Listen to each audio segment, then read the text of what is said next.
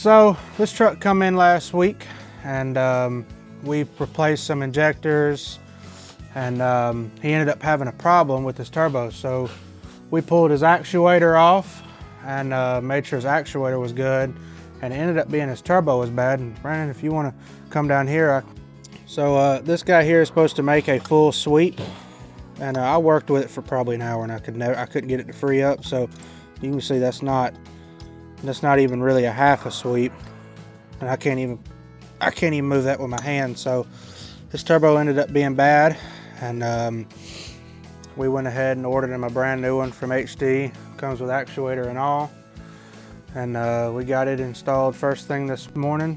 And right now I'm pressurizing the coolant to make sure we have no coolant leaks anywhere, and then we're gonna look over, just make sure there's nothing obvious, and then jump in it and fire it up.